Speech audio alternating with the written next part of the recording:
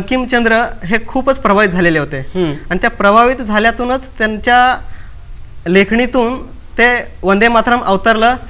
कार्तिक शुद्ध नवमी म्हणजे त्या दिवशी 7 नोव्हेंबर 1875 हा तो दिवस होता. त्या दिवशी त्यांनी उतरवलं कागदावरती. ते एकदम त्यांच्या उतरवल्यानंतर त्यांना इतकं सात्विक समाधान झालं की नंतरच्या काळामध्ये 2-3 वर्षांनी साधारण 1882 ते 83 काळात वंगदर्शन नावाचं एक बंगालमधनं जे दैनिक निघायचे ते दैनिकाचे ते संपादक होते स्वतः बंकिमचंद्र.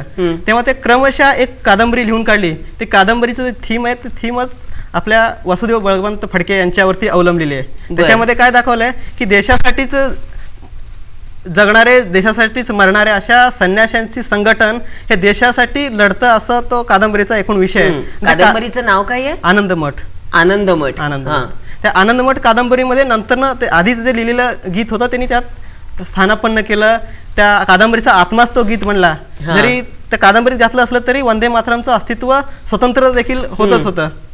मग त्यानंतर वंदे मातरमचं पुढे साधारण काही वर्षानंतर बंकिमचंद्रांची मुलगी आणि त्यांच्या नात्यातली एक व्यक्ती असं म्हणाले की तुम्ही वंदे मातरमचं एवढं सांगताय त्याचं काय लोकांवरती. तेव्हा त्याच्या संदर्भात बंकिमचंद्र म्हणालेलं खूप सुंदर असं हे आहे की ते म्हणतात की आज लोकांना त्याचं महत्त्व माहीत नसेल पण काही वर्षांनी तुम्ही पहा सगळ्यांच्या हृदयस्थानी जाऊन वंदे मातरम बसलेलं असेल तेव्हा तुम्हाला कळेल की ती वंदे मातरमची शक्ती काय. देशातल्या प्रत्येक नागरिकाच्या तोंडी वंदे मातरम असेल. अशी एक कथा ऐकली आहे म्हणजे ती आता खरी आहे का नाही माहित नाही की बंकिमचंद्र चटर्जी ज्यांनी हे गीत लिहिलं तर त्यांना प्रत्यक्ष नखशिखांत अलंकाराने नटलेली अशी आपली भारतभूमी प्रत्यक्षात दिसली मातेच्या रूपात आणि मग त्यांच्या हातून ते लिहिलं गेलं. तर मग ही कथा असेल का दंतकथा असेल? नाही, याच्यामध्ये दंतकथा देखील म्हणता येणार नाही, कथा देखील म्हणता येणार नाही.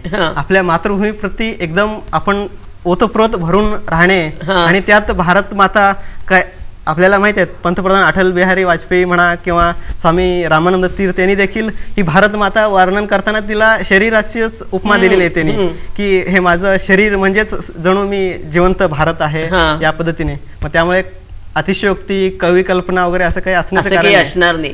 कारण बंगालच्या उपसागर म्हणजे समुद्र किनारी ते बसलेले होते आणि अचानक त्यांना समुद्राची लाट जी जोरात आली तर त्यात पूर्ण भव्य दिव्य आणि अतिशय सुंदर अगदी सृजनशील आणि अतिशय छान अशी भारतमाता दिसली आणि त्यांच्याकडनं हे लिहिलं गेलं असं आम्ही सुद्धा बऱ्याच वेळा ऐकलं. पण हे गीत जे त्यांच्या बंकिमचंद्रांच्या नातीने आणि सगळ्यांनी जे म्हटलं त्याला पुढे जाऊन क्रांतीच्या लढ्यात महत्व कसं आलं? महत्व कसं आलं हा देखील इतिहास आपण सदैव आपल्या स्मरणात ठेवावा असंच आहे आणि हे आपला भारत देश म्हणून तरी आपण ठेवायलाच पाहिजे. 1896ला जेव्हा काँग्रेसचं अधिवेशन भरलेलं होतं कोलकाता इथे तेव्हा रवींद्रनाथ टागोरांनी सर्वप्रथम ते सार्वजनिकरित्या त्या अधिवेशनात गायलं वंदे मातरम हे गीत. त्यानंतर काँग्रेसची प्रथाच अशी होती की प्रत्येक अधिवेशनाची सुरुवात हे वंदे मातरमनीच व्हायची. वंदे मातरमनी. पण त्याची काहीतरी 2 कडवी म्हणत होते ना, तो भाग पुढे येतो. मग असं होत होत साधारण डिसेंबर 1905ला वाराणसी येथे काँग्रेसच राष्ट्रीय सभेचं अधिवेशन भरलेलं होतं आणि नेहमीप्रमाणे रवींद्रनाथांच्या सुवर्णकुमारी नावाच्या मुलीची मुलगी म्हणजे रवींद्रनाथांची नात जिचं नाव सरलादेवी चौधुराणी असं होतं त्या नेहमीप्रमाणे गाण्यासाठी उभ्या राहिला.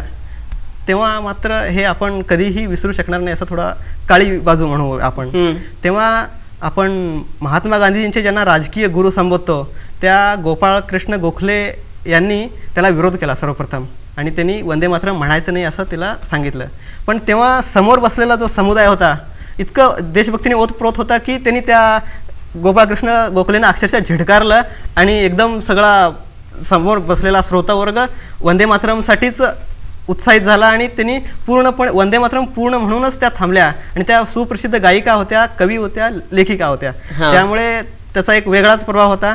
त्यानंतरच्या काळामध्ये वंदे मातरमला याचा आपण थोडं पुढं गेल्यानंतर आपल्याला ध्यानात येईल की म्हणजे वंदे मातरमचा आता 100 वर्षांनिमित्तचा जो आपण मगाशी चर्चा केला तो भाग आता येईल की इंग्रजांना असं वाटू लागलं की भारतावरती आपण जर राज्य करायचं असेल तर त्यांना मानसिक गुलामीत तर ठेवूच आपण पण जिथे जिथे शक्य होईल तिथे भारताची जसे तुकडे करता येईल त्याला दुर्बळ कसं बनवता येईल याचा प्रयत्न करूयात.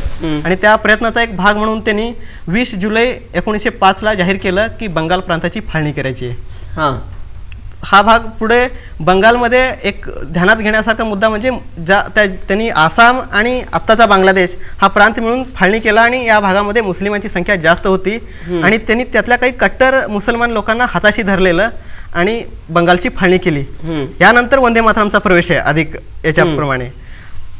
20 जुलैला फाळणी घोषित झाली आणि त्यानंतर ऑगस्टच्या महिन्यातच ठिकठिकाणी आंदोलनं होऊ लागली आणि 7 ऑगस्टला कोलकाता येथे जिथं सर्वात मोठं एक तरुणांचं संमेलन म्हणलं त्या संमेलनात सर्वप्रथम असे झेंडे फडकवले गेले. अखंड भारत आणि वंदे मातरम, बंगालची फाळणी आम्ही होऊ देणार नाही या अर्थाचे ते घोषवाक्य होती. आणि त्यानंतर वंदे मातरम हा शब्द स्वातंत्र्य लढ्याचा स्फुल्लिंग बनला, बीज मंत्र बनला. फक्त बंगालच्या प्रांतासाठी असलेली गोष्ट संपूर्ण देशभर पसरली. लाल बाल पाल हे तर लोकांच्या गळ्यातले ताईतच बनले आणि संपूर्ण देशातून इतका मोठा विरोध झाला की जो लॉर्ड कर्झन म्हणत होता की partition is now real fact, तो लॉर्ड कर्झन स्वतः गांगरून गेला. आणि शेवट त्याचं असं झालं की या दरम्यान एक गोष्ट आपण ध्यानात ठेवू की ह्या सगळ्या गोष्टी होत असताना मुस्लिम लीगची स्थापना झाली 1906च्या दरम्यान. आणि त्यानंतर 1911 पर्यंत अशी स्थिती झाली, संपूर्ण देशात इतका प्रचंड उठाव झाला की भगिनी निवेदितांपासून ते भगिनी निवेदितांनी सर्वप्रथम वंदे मातरम अंकित केलेला देवनागरी भाषेत आणि त्याच्यावरती वज्राचं रेशमी याच्यामध्ये वज्र असलेलं ते ध्वज देखील त्यांनी फडकवला. नंतर जर्मनीत देखील ते फडकवण्यात आलं. पुढे म्हणजे मादाम कामांनी जर्मनीत सुद्धा तो फडकवला. 1911 पर्यंत अशी स्थिती झाली की 1911ला स्वतः पंचम जॉर्जला दिल्लीमध्ये येऊन दरबार घेऊन त्याला घोषित करावं लागलं की आम्ही बंगालची फाळणी रद्द केली आहे. वंदे मातरम हा मंत्रच असा होता की वंदे मातरमनी संपूर्ण भारत तर पेटलाच पेटला आणि आपल्या देशाची होऊ घातलेली फाळणी तिथे रोखली गेली. म्हणजे वंगभंगाच्या या सगळ्या लढ्यामध्ये वंदे मातरम सगळ्यांच्या सर्वतोमुखी झाला. पण क्रांतीच्या लढ्यामध्ये पुढे जाऊन प्रत्येक ठिकाणी वंदे मातरम अगदी जोरजोरात म्हटलं गेलं.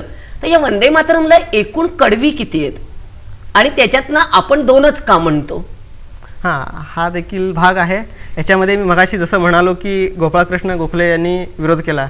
याच्यातून एक भ्रमित मानसिकता आपल्या राष्ट्रीय नेत्यांमध्ये अशी होती की ह्या आंदोलनांमध्ये आपण मुस्लिमांचं सहकार्य घेण्याबद्दल कोणाचीच अडचण नाही, पण ते घेण्यासाठी म्हणून त्यांनी त्यांचं लांगुल चालन म्हणा किंवा त्यांच्या मागेच तुमच्याशिवाय भारताला स्वातंत्र्य मिळणार नाही आणि तुम्हाला काय काय गोष्टी नको आहेत ते आम्ही सोडून देऊ, ह्या आगतिक मानसिकतेतून त्यांनी वंदे मातरमच्या कडव्या जे 5 मूळत आहेत त्यातून 2च कडवी म्हणण्यापर्यंत लाजिरवाणी गोष्ट त्यांनी केली. आणि पुढे पुढे तर खिलाफतचं आंदोलन, खिलाफतची चळवळ आपल्याला माहिती आहे की त्याचा भारताशी काहीच संबंध नव्हता.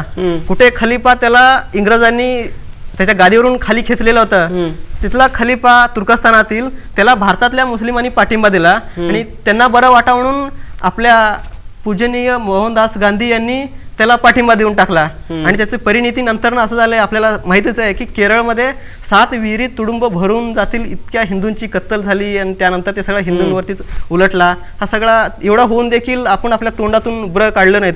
ज्या स्वामी श्रद्धानंदांनी ते पुन्हा खूप मोठा धर्मांतर करण्यात आलं होतं, त्यांना पुन्हा स्वधर्मात घेण्याचं आंदोलन चालवलं. त्यानंतर श्रद्धानंदांची हत्या झाली, मग हत्या करणाऱ्याचं गांधीजींनी पुन्हा त्याची तळी उचलली वगैरे. तो भाग थोडा काळा इतिहासच म्हणावा लागेल. पण या सगळ्यामध्ये म्हणजे आता जरी काही पानं ही जरी काळी असली इतिहासाची तरी वंदे मातरम ही जी जवळजवळ 5 कडवी याला आहेत त्याच्यातली 2च म्हटली गेली. ती बाकीच्या 3 कडव्यांमध्ये असं काय आहे की जे इतर धर्मीय दुखावले जातील? तसं काही नाही आहे.